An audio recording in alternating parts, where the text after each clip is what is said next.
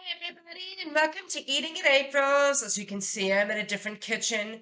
We moved from Westerville to an apartment in Columbus about a week and a half ago, and we really like it here. For me, I have so much more cooking space here and a lot more natural light. So, for the time being, I'm going to be cooking in this gorgeous kitchen, and I will apologize in advance. I look and sound really horrible, and it's because I have the mother of all sinus infections. I've lost my sense of taste and smell. I did get a COVID test today, and it came back negative. Sometimes when I get a sinus infection, I can't taste or smell anything, and I just look like the Dickens. But that doesn't mean that we're not still going to eat well. I think that a lot of you home cooks completely understand just because you're not feeling good doesn't mean you're not going to have good food. Well, today what I'm doing is I'm getting 4 lunches packed up for my husband, which I put in the freezer, and I made rice and measured them out into the bowls here. And to top it off, I'm going to make a lovely Appalachian American dish called chicken Rosalie. Comes from the Treasury of White Trash Cooking that was published by Matthew and Tricia Mickler. And the recipe is on page 111. This is a chicken dish, and you make the chicken ahead. I made it. You can see my crock pot over here. So this is completely cooked now.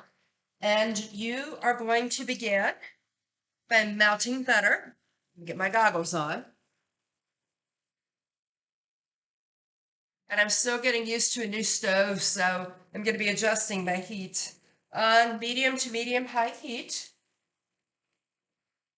They call for a can of mushrooms and about a third of a cup of chopped bell pepper, but this is how much I use. I use a half of a pack of fresh mushrooms, and I use close to the same amount of bell pepper. So you're going to begin by sauteing those together. For us, we use gluten-free flour. Once that gets ready, you've got this in a half of a stick of butter. It's very important that it's exactly a half of a stick, margarine or butter, whichever you prefer to use. And then after this softens, we're going to use 2 tablespoons of flour, gluten-free if you need it. Teaspoon of dried thyme. Splash of Worcestershire sauce. Sounds like peculiar flavor, but it's actually very, very good. Salt and pepper, of course. Once all that cooks down, we're going to put in 8 ounces of chicken juice or water. And what I did was I put my chicken in the crock pot with a little bit of water, and I pour the water off of that, and that's what I use. You can use store-bought broth if you want to, but I don't, simply because once we got some that I think it was marked with the wrong expiration date, and we both got food poisoning. So I'm 45 years old, and that's only happened once in all the years that I've been cooking with broth. But if you don't have to use a pre-made broth, you may as well not. Okay, so that's softening up nicely. I'm going to read this to you while that's softening.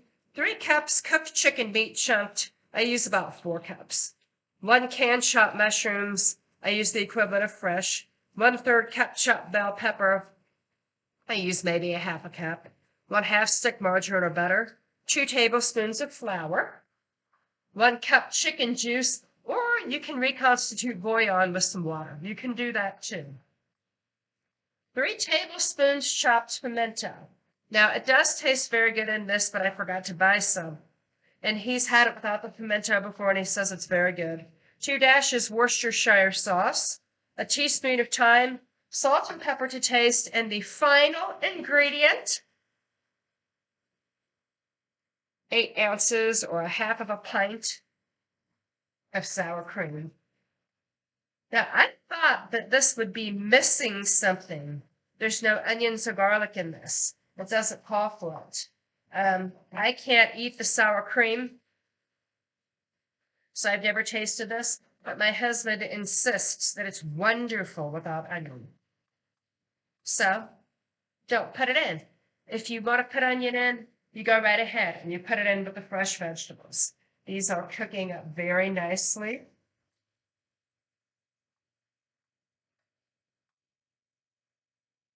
You hear that wonderful crackling and hissing. Now, up above the cabinets, at some point, you're going to get to see I have a dozen geisha dolls lining the top of my cabinets.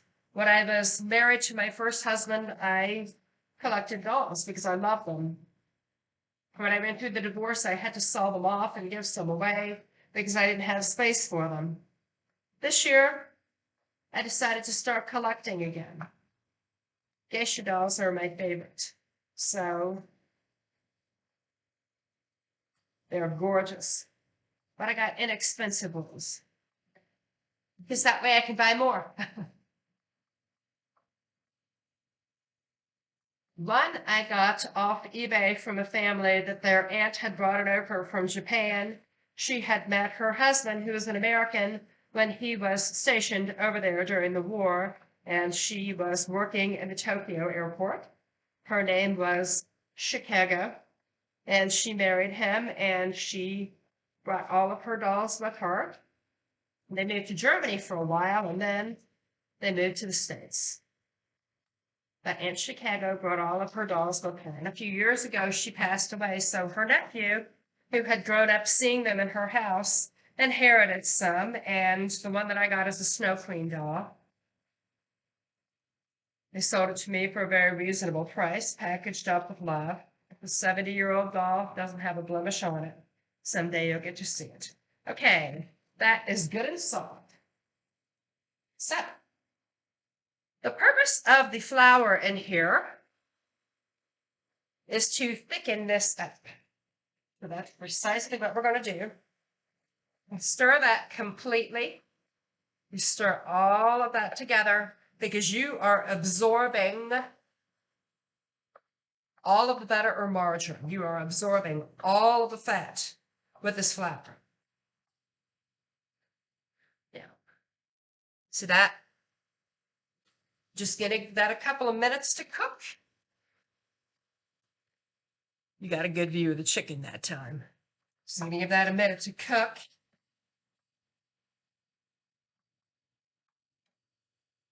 Salt to taste. I do so much cooking, I don't have to measure my salt and pepper.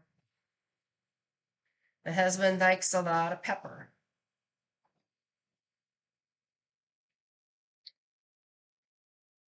1 teaspoon of thyme.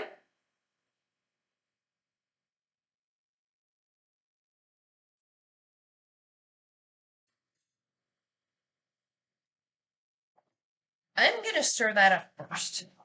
Okay.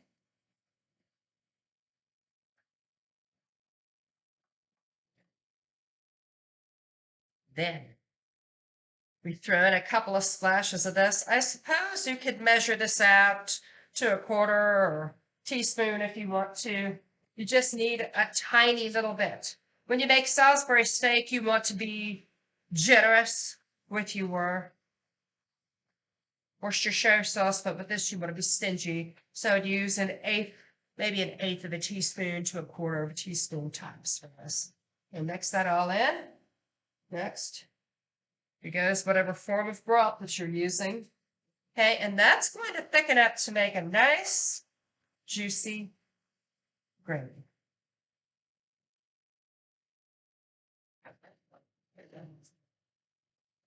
Just cook that until the gravy is thickened up. And you may want to increase the heat a little bit for that. Nice golden bubbly. It's thickening. See that? It's thickening up.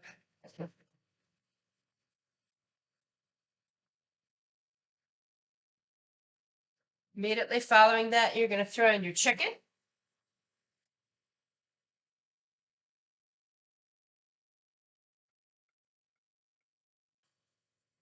Mix it all in.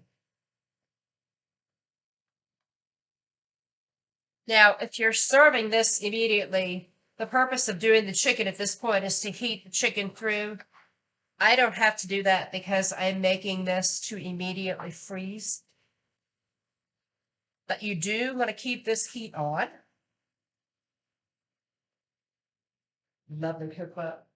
You do want to keep this heat on while you're doing this, because the next thing you're going to do is put in the sour cream, and you're going to need the heat to help you melt that sour cream. So when this is all incorporated,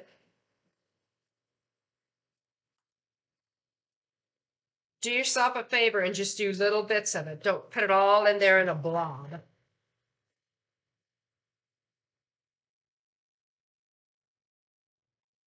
Okay? Yeah. Mix, mix, mix, mix, stir, stir, stir. We are 10 minutes and 50 seconds in. The reason that this goes so quickly is because you've done all your preparation in advance. This is a very quick and easy dish. Okay, now at this point, it's almost completely combined, so I'm just going to cut that heat off.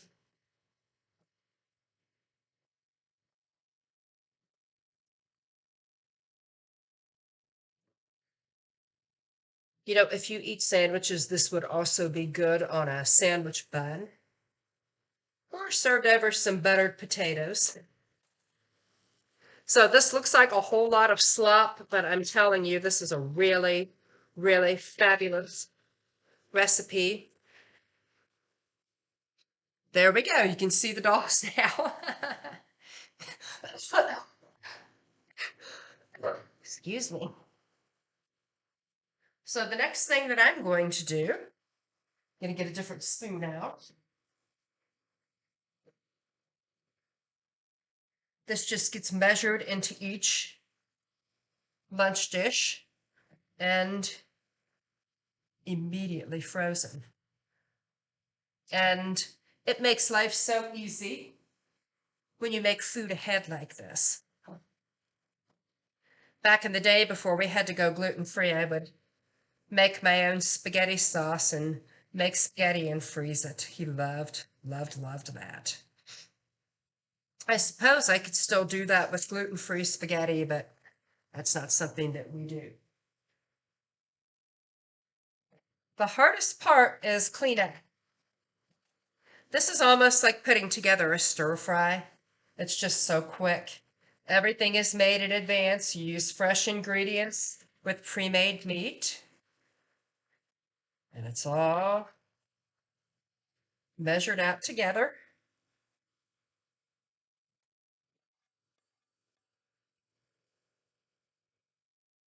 And that, ladies and gentlemen, is chicken Rosalie.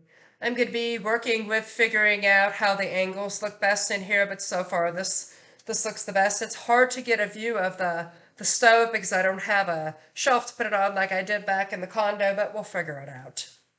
Well, I hope you have enjoyed this lovely recipe and that you try it at home. And this has been Eating at April's. Join me again.